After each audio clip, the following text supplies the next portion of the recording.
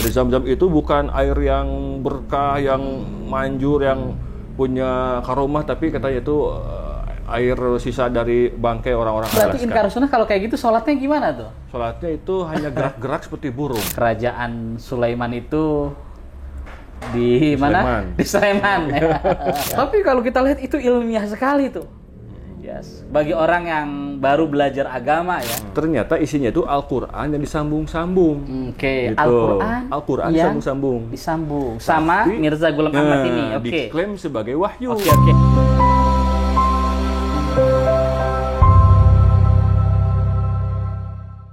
Bismillahirrahmanirrahim. Assalamualaikum warahmatullahi wabarakatuh. Para kaula muda TV HI yang dirahmati Allah. Alhamdulillah hari ini hari yang sangat spesial.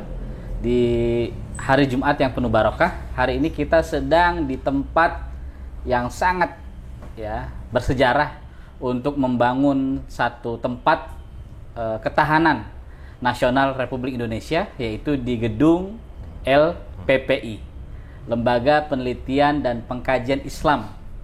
Mungkin anak-anak muda baru pertama kali dengar apa itu LPPI. Lembaga Penelitian dan Pengkajian Islam adalah satu lembaga yang mengedukasi anak-anak muda, anak-anak bangsa tentang aliran-aliran yang sesat dan menyesatkan di Republik Indonesia. Hari ini bersama saya Ustadz Dudung Hafizahullah, Sekretaris Lembaga Penelitian dan Pengkajian Islam. Assalamualaikum warahmatullahi wabarakatuh, Ustadz Dudung. Waalaikumsalam. Sehat Ustadz Dudung ya? Alhamdulillah sehat. Nah, Ustadz Dudung, ini LPPI ini orang pengen tahu LPPI ini tempat apa gitu ya? Oh gitu. Baik, bismillahirrahmanirrahim. LPPI itu kalau kita googling ada Di internet minimal ada dua lah gitu ya. Yang pertama itu LPPI sini, itu Lembaga Penelitian dan Pengkajian Islam. Kalau yang kedua, yang kadang mungkin orang sudah paham gitu ya, nama tersebut itu kita nggak tahu, tapi orang yang lain itu paham, yaitu Lembaga Pengembangan Perbankan Indonesia. Lembaga Pengembangan dan Perbankan Indonesia. LPPI juga Ini disingkatnya. namanya LPPI juga ya? Sama. Nah, gitu ya. orang sering ketukar namanya. Dan berapa banyak orang yang dari perbankan datang ke sini, ternyata di sini tempat ngulik aliran sesat ya. Bukan ngulik duit ya. Dulu ada seorang guru ke sini. Oke. Bertanya tentang muridnya yang datang PKL ke Oke. LPPI. Iya. Oh, yang datang ke situ yang pas kita ya. Iya, betul. Itu mungkin ke LPPI yang di sana yang di Kemang gitu ya.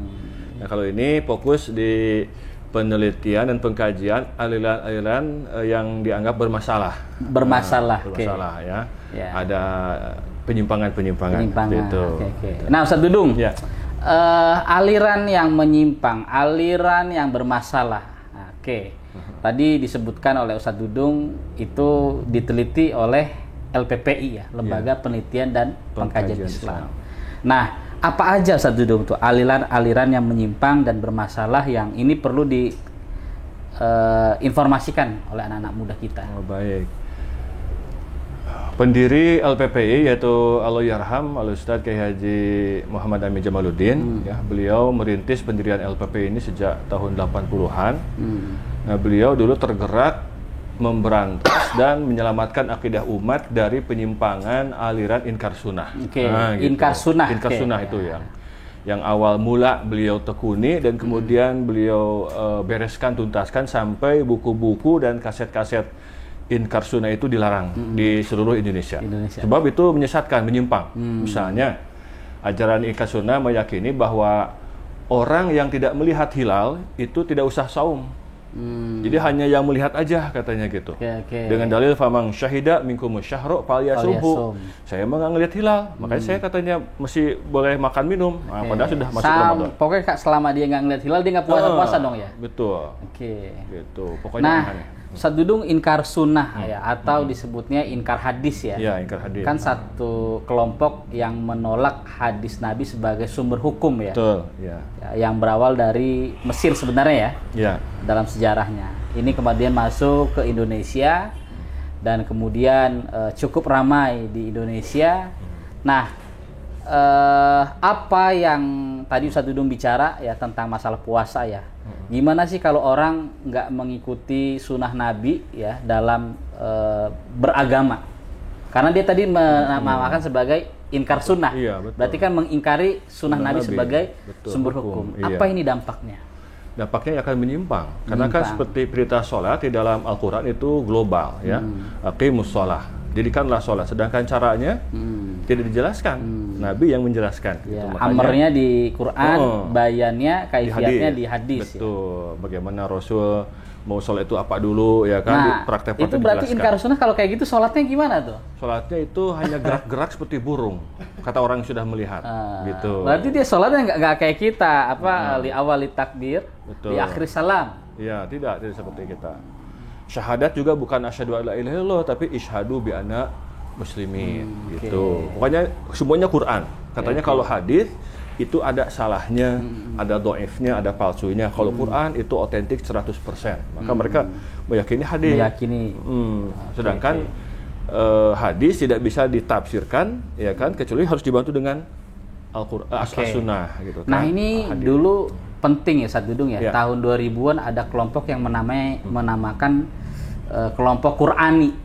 Ya, jadi dia berhukum, bertahkim hanya dengan Quran ya. Ternyata usut punya usut, dulu diteliti oleh LPPI, ternyata ini adalah kepanjangan dari inkar sunnah. Ya. Dan ini para pemirsa TVHI yang dirahmati Allah, ini menarik. Artinya rumah-rumah Quran, gerakan-gerakan Ihyaul Quran juga harus bukan hanya menghidupkan Ihyaul Quran tapi juga menghidupkan Ihyaus Sunnah ya. Agar memahami secara Islam secara komprehensif gitu. Secara sempurna.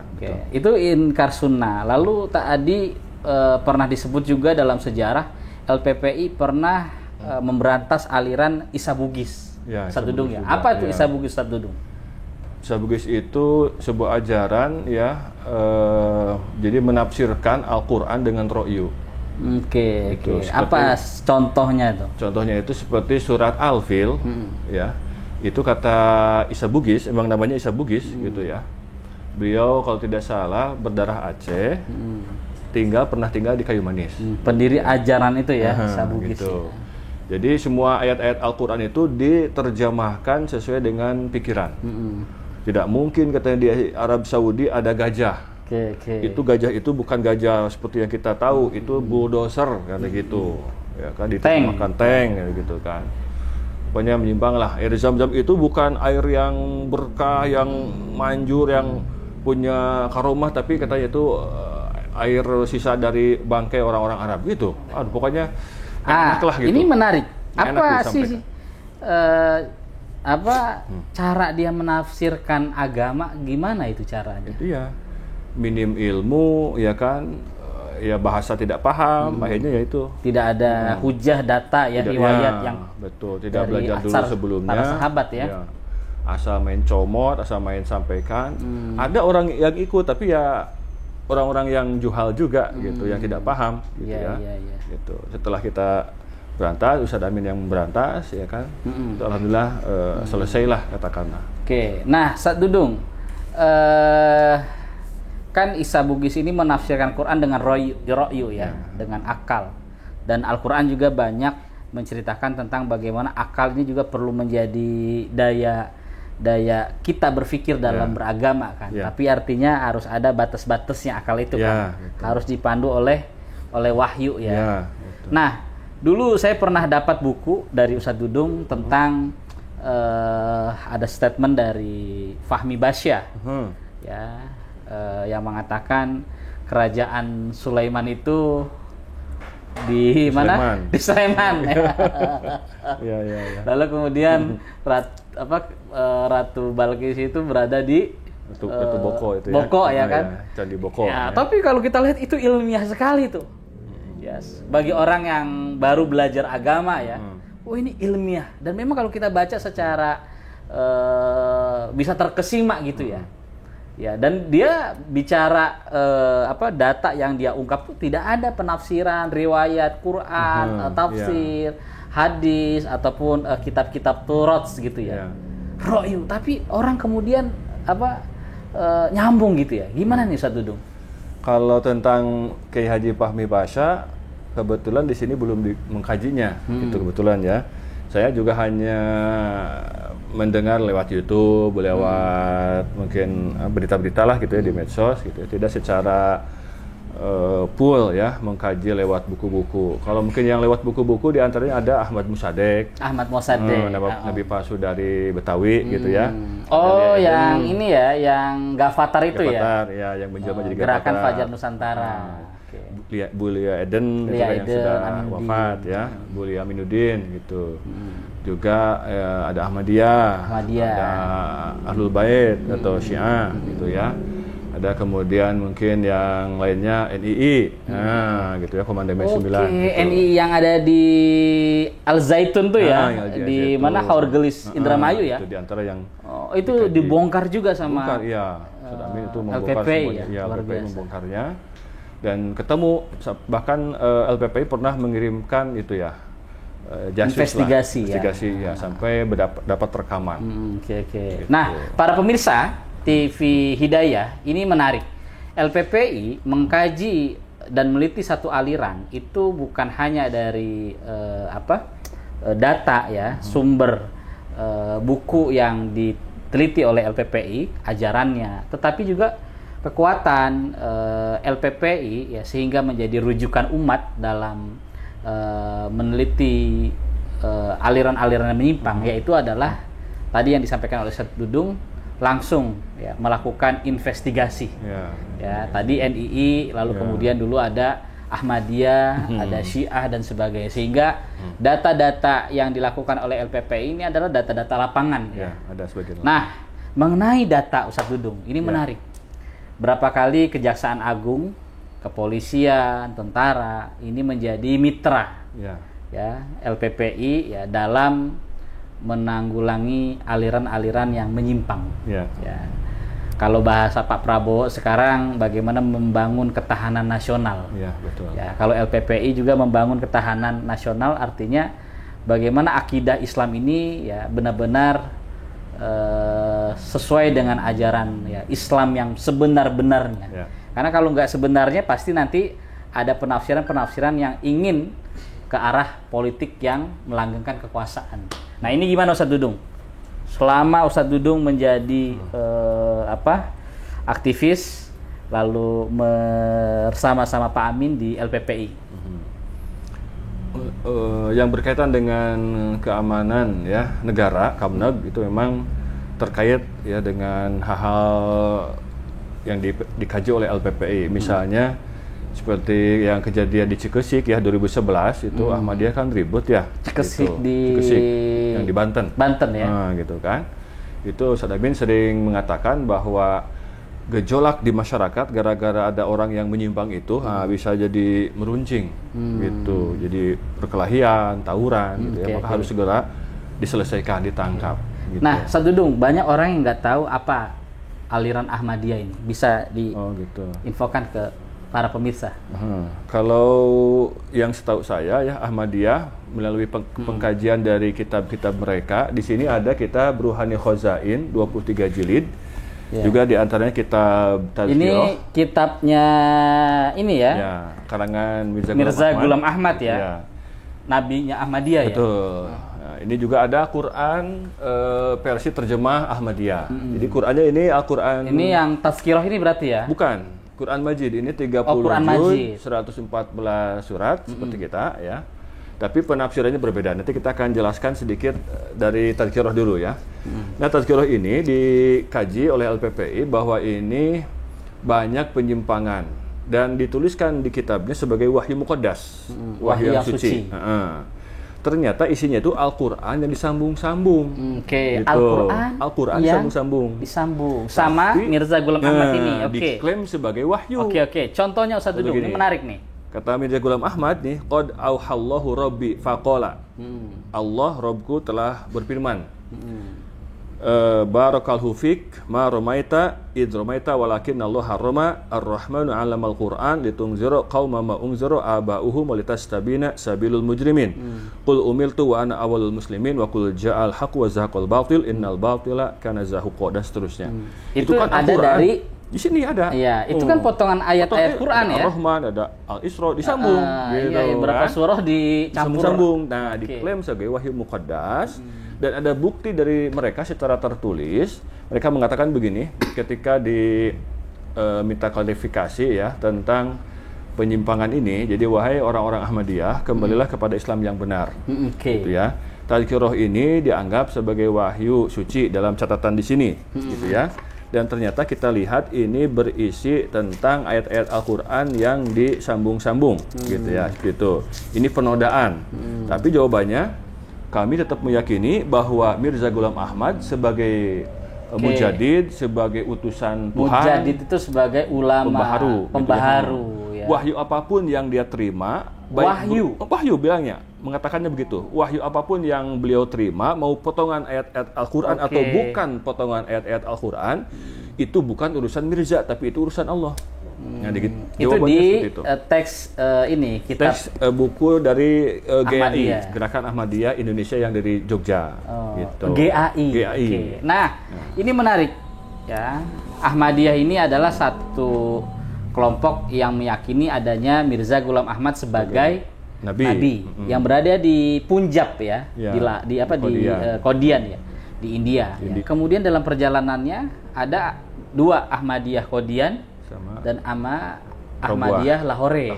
Ya. Qadian yang tadi kata Ustaz Dudung meyakini Mirza Ghulam Ahmad sebagai Nabi. Kalau itu tidak. Kalau Lahore itu hanya mengakui Mirza Ghulam Ahmad sebagai Mujadid. Oke. Nah, para pemirsa HI yang dirahmati Allah, tadi saya keliling ke kantor LPPI, menarik. Ada satu pameran ya di ruang kaca yang sangat tertutup. Itu adalah kitab Tazkirah ya. Kitab Tazkirah, kitab sucinya Mirza Ghulam Ahmad, yang itu merupakan koleksi ya Tuan Ahmad Hasan. Ya, guru besar Persatuan Islam dan mentor pergerakan Islam di tanah air. Dan kitab Tazkirah Ahmad Hasan itu merupakan pemberian dari Presiden Republik Indonesia yang pertama, yaitu Bung Karno. Ustaz Dudung, oke, tadi Ahmadiyah ya. Jadi Ahmadiyah, lalu kemudian ini banyak sekali ya aliran-aliran sempalan. Jadi tadi kalau disampaikan oleh Ustaz Dudung, saya klasifikasi aliran sesat yang diteliti oleh LPPI itu ada yang sifatnya aliran sesat yang internasional, ada Syiah, ada Ahmadiyah dan sebagainya ya. Ada aliran sesat yang nasional, ada NII, ada Islam Jamaah, ada Ghafatar ya. Lalu kemudian ada Isa Bugis ya. Ada Lia Eden ya. Nah, ada juga aliran-aliran sesat yang lokal nih ya. Dulu ada kasus di di mana? Bekasi ya. Aliran sesat yang sholat bilingual, dua bahasa ya. Nah, itu gimana yang Ustaz Dudung tahu sholat dua bahasa yang Yusman Roy itu ya. Mantan petinju itu. Betul. Itu juga menyimpang ya. Itu sholat dengan terjemahan lah katakanlah ya. Allah Maha Besar, bukan Allahu Akbar. Itu Allah Maha Besar, dia sebut Allah Maha Besar.